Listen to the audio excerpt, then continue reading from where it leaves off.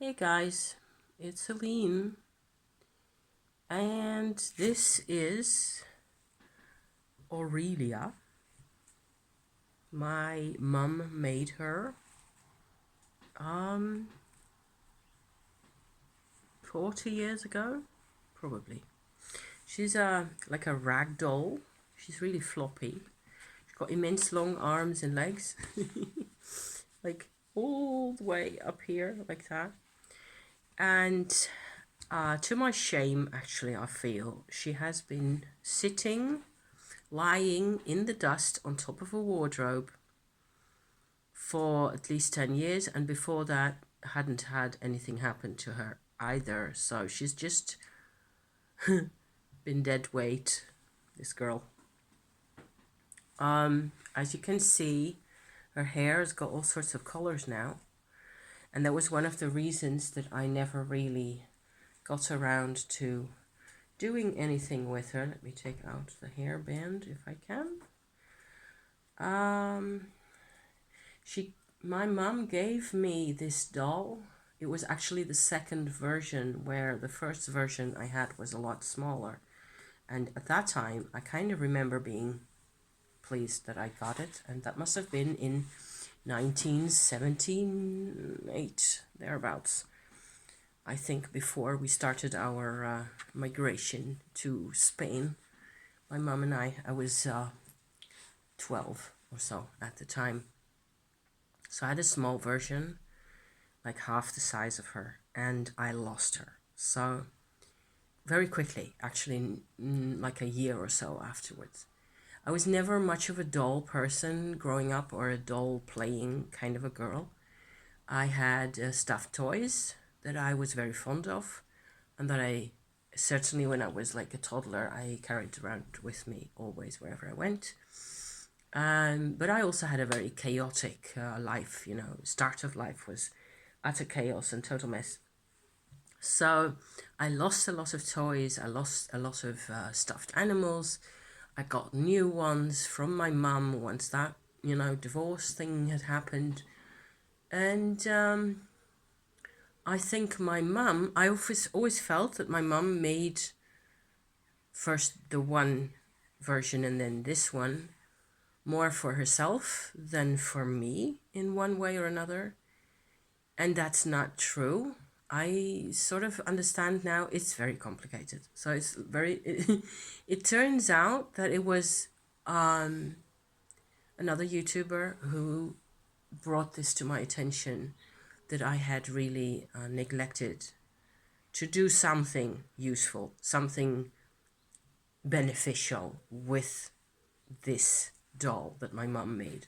My mum did the embroidery of the face, which I still think is quite pretty. She sewed her from scratch on the machine that she had. She was quite fond of her sewing machine. But there was never anything more. She sort of did halfway the hair, wanting always for the hair to be really, thick and luscious and like fairy princess hair, fairy queen hair, kind of a thing. But she only had at the time this like orangey kind of material, where I remember her saying that she actually went ahead and unraveled some kind of a fabric that she had. She pulled apart the threads of the fabric one by one. Typical my mom's style. Not me so much. Then again, she never really got around to finishing the hair at all. And so when I got Aurelia, she really had she had this yellow hair at the front here and top and to the sides a little bit, and at the back a couple of patches and a lot of bald bits, so that was it always kind of freaked me out somehow.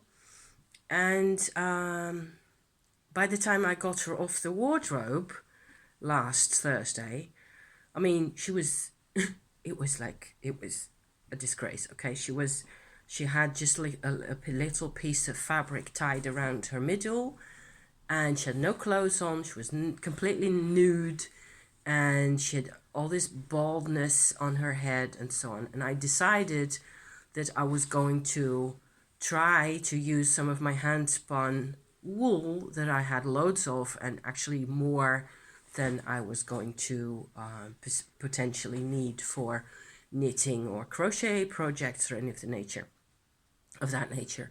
So I might as well use, you know, some of that at least to give this girl a hairdo. So that's what I've been doing, and Thursday and part of Friday and a little bit over the weekend, because it was actually fairly easy to do.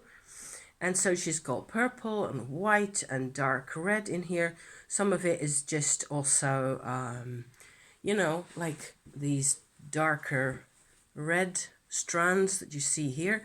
They're not hand spun, they're just some ball of yarn I got to have some more volume at the back where you don't see the fiber, you know, that much. So, because you just see the top or the outside. All of which I got around to doing once I had put Lil Miss in a dress of her own, which is a shirt that I used to have and wear, that I used to really like also, which fits her, funnily enough, as soon as I sort of did a big tuck in at the back here, at the neck line. I just folded that double around here because of course it was just, it was just gonna fall off her because it was too big on that side. But as soon as I sort of put that together and tied that together, it fit her really well. So this is what she looks like now in all. And the sleeves are the right length, and you know, that's the legs right there. And I put socks on her, even, you know, turned she doesn't really have feet, it's just like peg legs. And I put the fabric that was around her waist at first, I cut that in half and tied that around her feet because I felt that was kind of appropriate.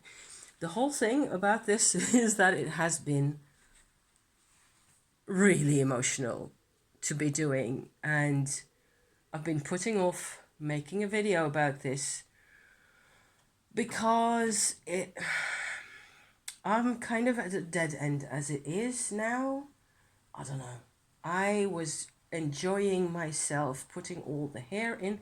I suppose it is because most of the bigger parts of the work are done now, and I just have to let her sit for a bit. I made a little necklace for her. I put some ornament on the collar here, this band of beads, and sequins went onto the blouse. I'm kind of done. I have one project here still that I will end up, you know, making for her. It's just that it's really connected to my mother, and I have had to face growing up with a complete invalid of a mother. Once again, my mother passed away nearly 30 years ago. Okay, and working with this doll has ended up bringing out every single one of my unresolved issues with that. Lots of loneliness, lots of, you know, misunderstandings, lots of abandonment issues. I mean, you name it, we had it. Not just me, my mum as well. It's a lot. It really is a lot. So even though I am, you know, I just pulled a card just now for why it is that I have suddenly got a lot of resistance again. I got the Temperance card, and I suppose to me that kind of makes sense in how it takes time to get used to the idea that she is now sitting in my living room on my baby blanket. And there was I poured a lot of affection into getting her looking better and happier. And I felt also for a couple of days that her face was, even though her face hadn't had any changes made to it, that she looked happier Now it looks like she's happier being on camera with me. What is that? Her face is, I mean, physically, it is an immobile face. These are stitches, okay? My mum embroidered her eyes and all the rest of it. She loves the camera. She really loves the camera. What is that? So this is an instance where I was very interested in seeing rather, witchcraft and handcraft meet in this kind of territory, but it's actually rather scary and it's emotional, and it's like parts of this doll have everything to do with my mum, but her response, the way she seems to be having some kind of a personality to her nowadays, I mean, I left her on the wardrobe for decades in the dust. I don't know what to think of this. I really don't. I mean, in my culture, there's no such thing as animated figures. She seems to respond to attention, don't we all? I mean, maybe this is very normal. I don't know.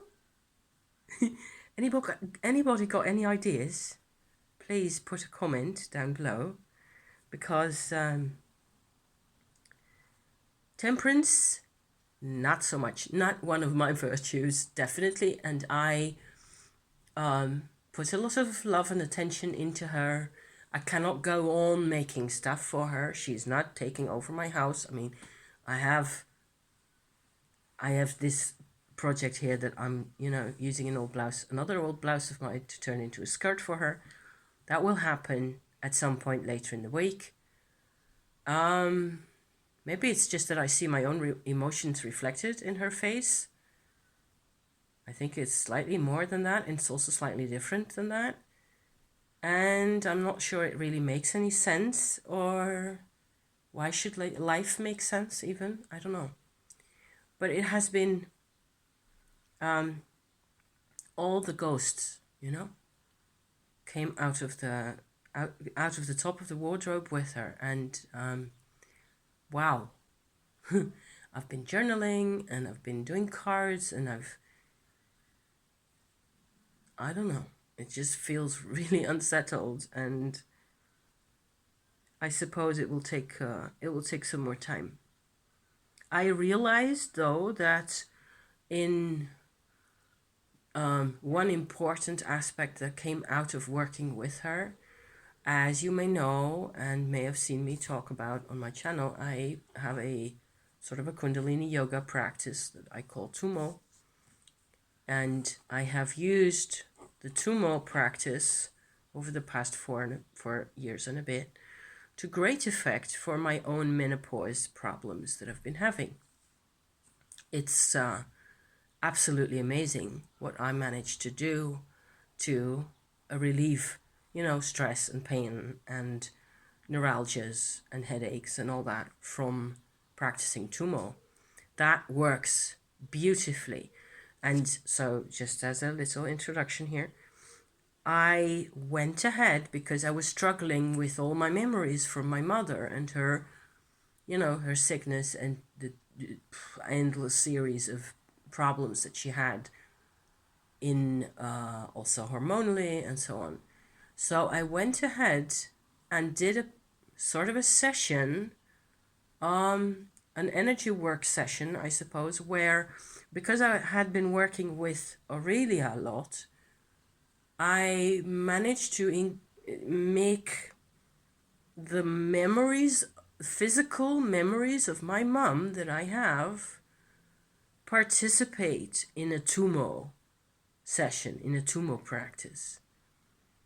And I concluded from what happened during the session that actually what my mum suffered from for the 20 years that I, had a life with her of sorts, also abroad in Europe, all sorts of challenges and difficulties. And a lot of emotions from her also, and also her own interpretations of things that I have never really. My mother wasn't much of a talker.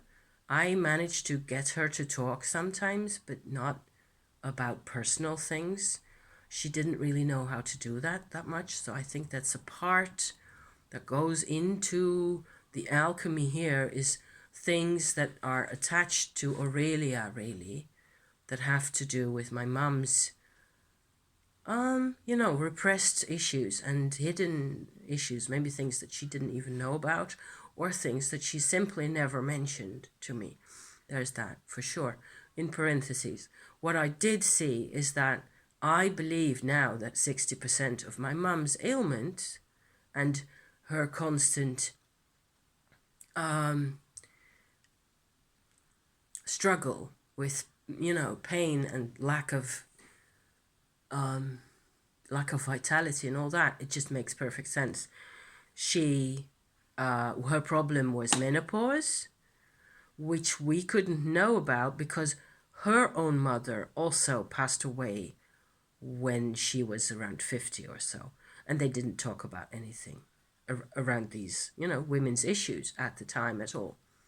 They didn't prepare women for what was going to happen to them. And so from the Tumo, I've actually been able to sort of distill from the practice that I know really well now, a part of which is applied specifically for menopause problems. Okay, not all of it, it's just a part of it that goes into the underbelly that really has everything to do with solving menopause issues.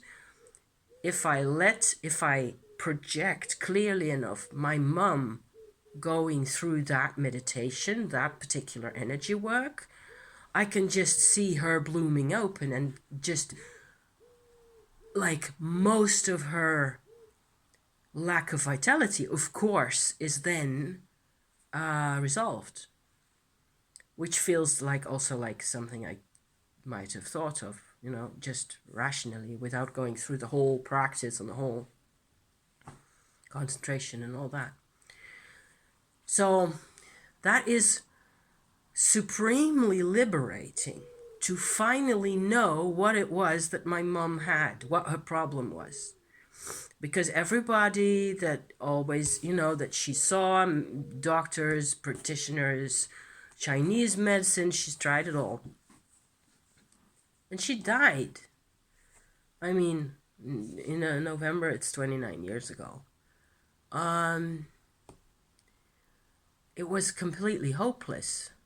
The hopelessness had also driven me out of her life, really, because I had a husband by then and she resented that, and so on and so forth. So you see the kind of relationship I had with her.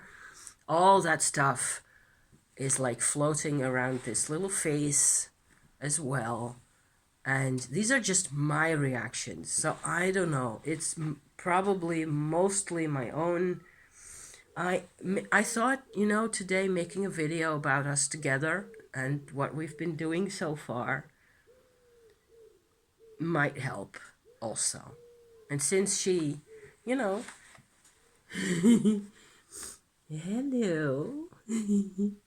you darling. Hi. She loves the camera. Why is that? Some dolls are really good looking in the camera. I think she's really pretty and really, all the hair, she's got blue hair now and purple hair, and she loves the attention. She loves getting the love. So there's more of that coming, more love on the way. One day at a time. I'm going to go put myself in the bath. That sounds like a good idea. I've had a lot of sunlight today. It was really nice outside. And spring is finally really here. I'm sorry if I still sound a bit weird. I just had a cold, and last week I was unable to do any vlogging, and I was coughing and so on, and it's still a bit of that. It's passing, so I'll be fine. Maybe this was what I was supposed to be doing today. I just have this back and forth with her. With one moment I'm excited that I've got her, and how much I have done. And then, of course, I am very much sad that I cannot show her to my mum now. That my mum's gone. I cannot show her what I've done to her and how good she looks. And I finally got around to do with her what I was supposed to be doing. Supposed to, you know? There was a part of it in our lives that was always supposed to be, there was always obligations, and I did a lot in my life because of a sense of obligation only, not because I wanted to. This time, I wanted to. I wanted to get her off the wardrobe. So there. Thank you for watching this. We say bye now. Say bye now.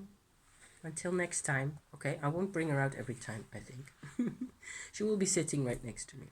Thank you for watching, you folks. See you next time. Ciao, ciao.